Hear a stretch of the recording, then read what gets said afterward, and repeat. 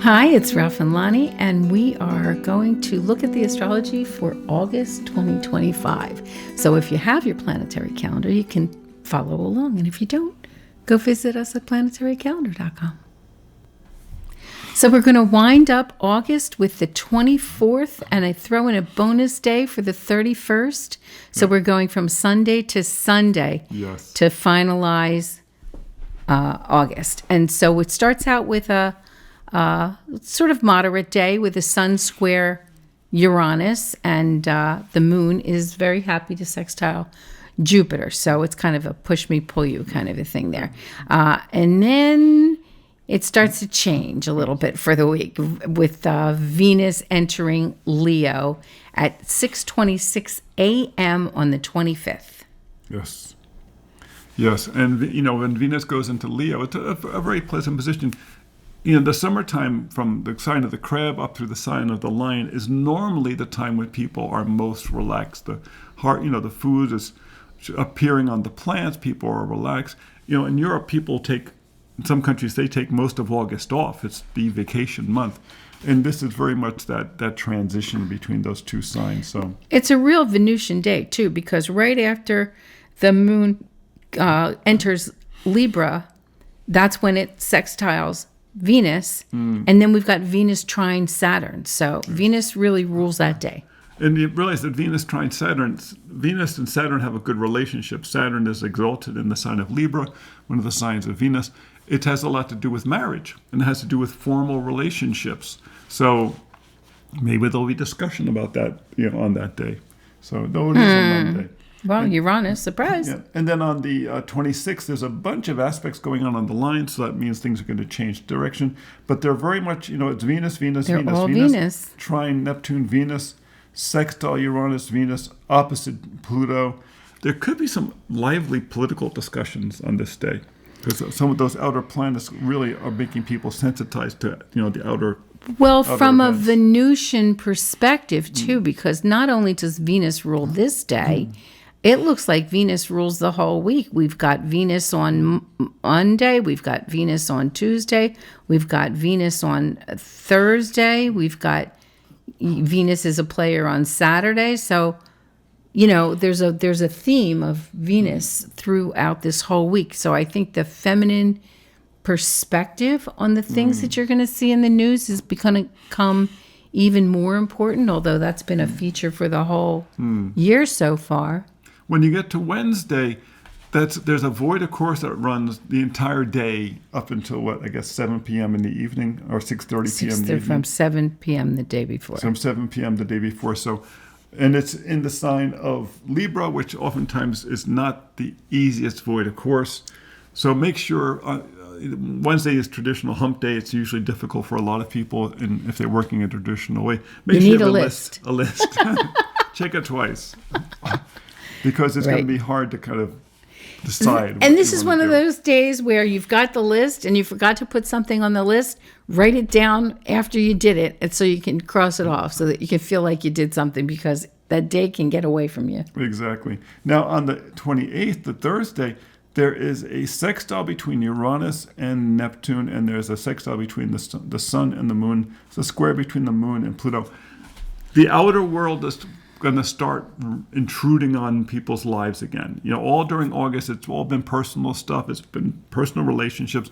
We're at a point now where the outer world's events are going to start intruding again.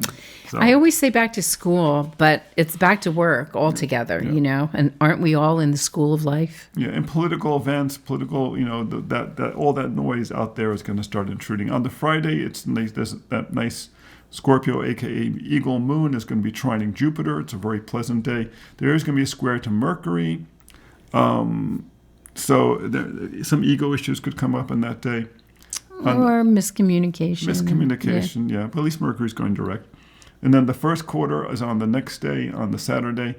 A bunch of nice lunar aspects, but mostly to outer planets. Saturn, right, Neptune, Pluto. But Venus brings up the end of the parade. And then an opposition to Uranus. Once again, outer issues. big Yeah. social issues. Those are the news is probably going to be a little wacky that time of Well, year. and when those outer planet aspects happen to the moon, it brings a personal feeling to it a little bit. So Exactly, yeah. you, especially when they're grouped together like that. So let's see what that brings. Get ready for that. This is very much a transition week from the personal life back into the social life again. And by I mean like the political, public life. Right. Public life. Yeah, that's a good one. And then you've got that sun square moon. You've heard me say Yes. that's like your emotional check-in with yourself. Yeah, it really is. And then Sunday, the It's 31st. very mild. You have a nice Sagittarius moon, which is always optimistic, and you got a nice sextile to Mars in Leo. This is a nice, generous day. It's a good, relaxing day. Take advantage of it. Go for a ride. The Sagittarian moon always likes to go for a ride, don't they? Yes, they do. It's the truth. Happy heavenly birthday, Dad. Yes. We're going to ask your help for something. As you know, we finished our book, Reclaiming Astrology from the Patriarchy. You can find it right there at Planetary Calendar. As we're working on this, we're really getting an idea about whether or not it's accessible to people, whether or not people who are not astrologers will understand this. We've been practicing astrology for a good long time. It's hard for us to have that perspective, though we worked very hard to make the book very open for other people, because pretty much it works for anybody who knows their sign, which is almost everybody.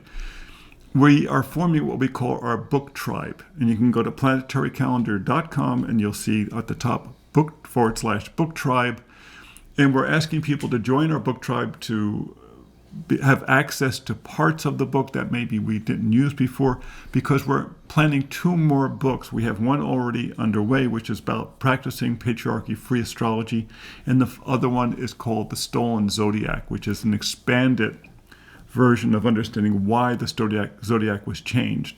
And as we do that, we want other people's opinions.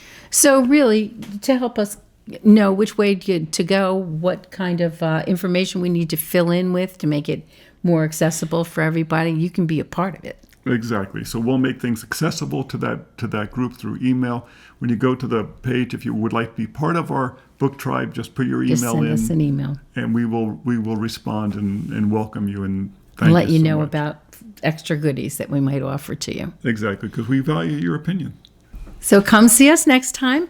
You know where to go. Planetary Calendar Astrology on YouTube. And visit us at planetarycalendar.com if you didn't get your 2026 calendar. And we have books there too.